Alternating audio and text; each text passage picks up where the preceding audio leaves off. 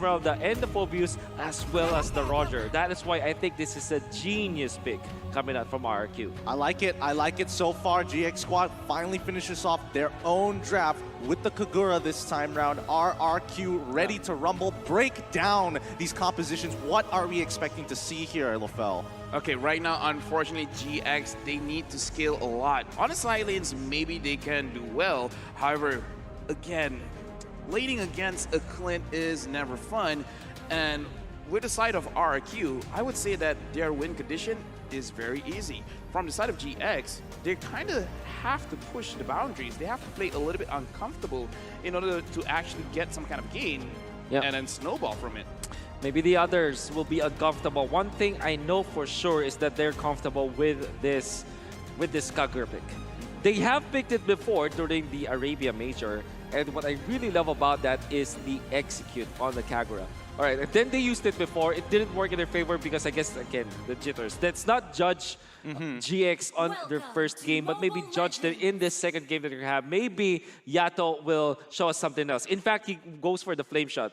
What this gives, actually, double flame shot on the side of GX just means that you have more ways for your Phobius to land the ultimate, because again, that procs the ultimate. Enablers, that's the name of the game for GX Squad. Let's not judge them based on their jitters in game one. Let's see whether it's going to be facts. A lot of expectations on either side, but it's RRQ versus the GX Squad as they continue to battle it out here at the Litho Wanderer side. RRQ giving it up, as we know so far. We know for a fact that AAMON isn't exactly the fastest in its early levels when clearing the jungle. Yeah, that's right. Oh, almost a steal there coming off the flame shot, but yeah, Albert and the gang. I think that I'm pretty sure that they secure the Little Wanderer. So well, they did, especially for the GX Squad. Yeah, and I like the idea here where they're trying to let's try to steal whatever we can. But so far, RRQ just taking it very slow, and more importantly, R7 getting that pressure on that top side to push down to make sure that Dante doesn't get out of control. Oh.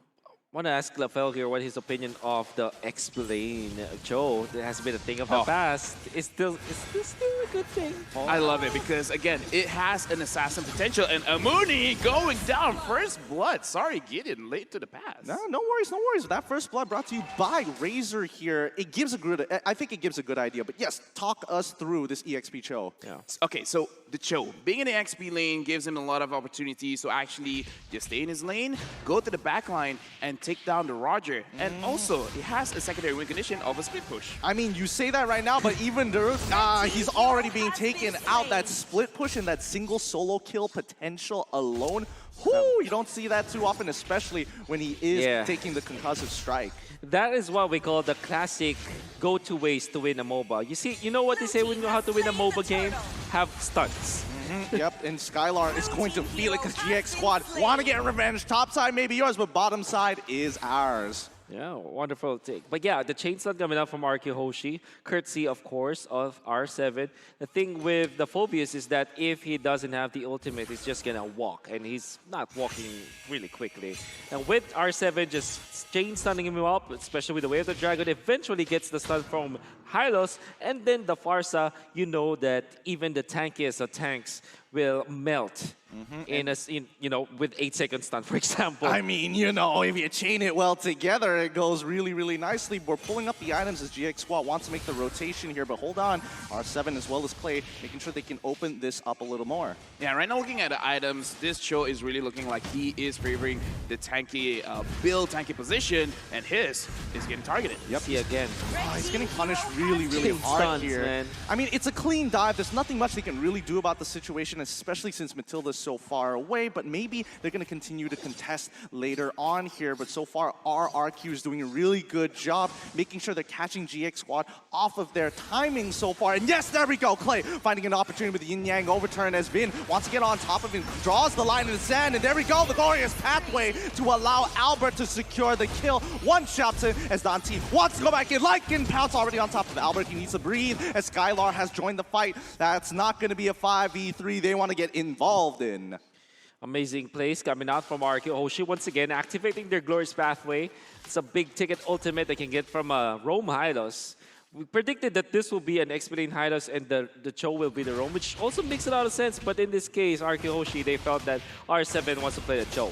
The ganks on the top side, they've already got the Lycan Pulse. A third hit from that Demonic Strike. R7's playing this really, really well. And I think, you know, just overall itemization, so far, we're expecting to see the root get stronger later in the game. Yeah, I feel like this is still in their own best interest where they want to go ahead strong. Right now, Cho on the top lane doesn't look like he's going to die anytime soon, but later in longer team fights... Just like this one, the Mega Kill's already coming out from the AAMON side. They're not even going to finish off this turtle just yet. They find the pick onto Dante with the weight of the dragon, giving that kill over to Skylar. RRQ making sure these neutral objectives are untouched. What a beautiful alley-oop coming out from R7. It's actually out of nowhere as well. GX Squad did not expect that at all. Although, of course, RRQ HOSHI have already set up shop around the turtle pit, and they were able to just get it so easily. Then transitions into a push down bottom lane. They're giving Skylar what he needs as the gold laner for sure. Oh!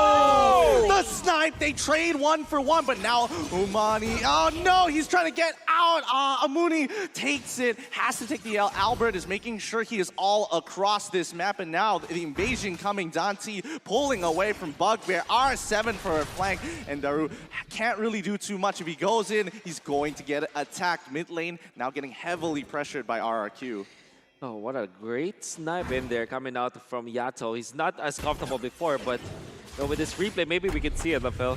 Yeah, so this is what okay, this replay does not need much of explanation. That was just a beautiful shot, and Clay just ran into it. And Albert, being an assassin player, is going to be very, very scary for the side of GX because, again, they are looking at his and Yato to actually dish out a lot of damage. I mean, they want to breathe. They're looking for some kind of space here, and RRQ now attacking the top side here. Albert looking for opportunities. He sees Dante, but he waits for the opportunity as Vin runs into the middle of the fight. They secure the kill on towards Dante, and now Drew has to move away. Yato as well as Amuni is coming in, but they immediately find the initial kill on towards Yato's side. Way the Dragon's going to secure that double kill on towards that Phobius, and Amuni will not escape. Skylar continues to put the pressure.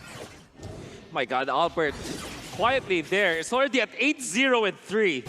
We have now been talking so much about him because we're really focused on the R7's initiations, Vin's initiations, but 8-0-3 on this AAMON. Oh my goodness, he's tearing apart GX Squad right now. And with a push up top lane, they also get so much control of the map. In fact, they will be transitioning into a purple buff invade, and maybe even more, as Albert doesn't want to give anything from Dante. Actually, that forces the retribution even further, increasing their chances of securing this turtle. It's these micro positionings, these micro plays coming out of RRQ that's really setting them apart right now. And GX Squad just slowly moving down. Dante gets kicked on backwards straight away by R7 after getting caught by Vin. So far, RRQ continue to choke out the jungle. Are they going to go for this dive onto Amuni here?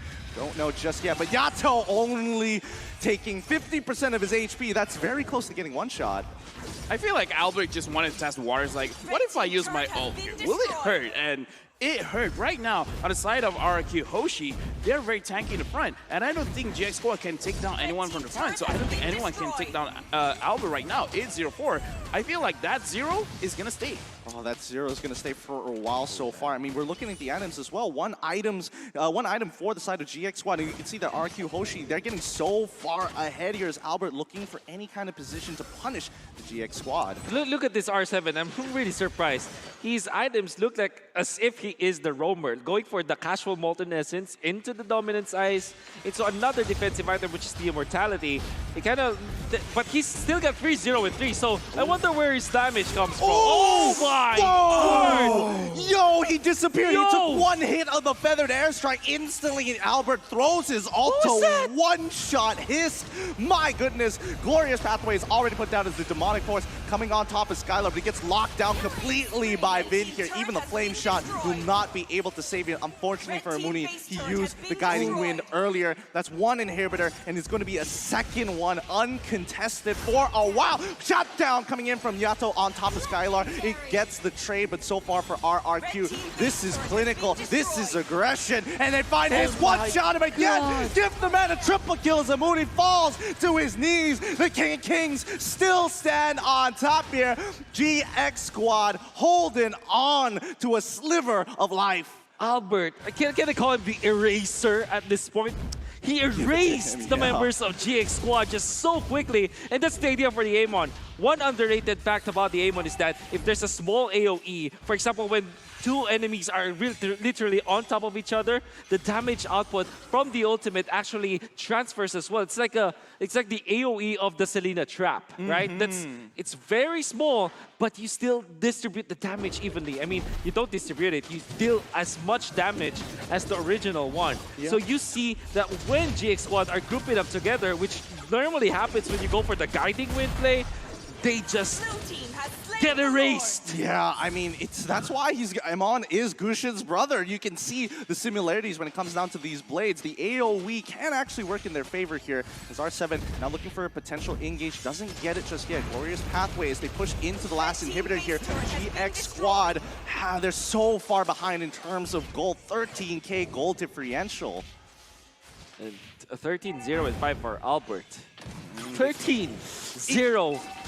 It could be a perfect game here, but now R7 looking for a potential engage, the Lycan Pounce as well as the Demonic Force. RRQ doing some great work. Immortality. R7 has baited them out. The Eraser is here. Dante is gone. And Daru and Amuni can only do so much about this situation. RRQ have their ways. This GX Squad now need to hold on towards the Crystal for as long as possible, but this Lord seems to be a little too strong. Even Hiss taking true damage from the Lord itself.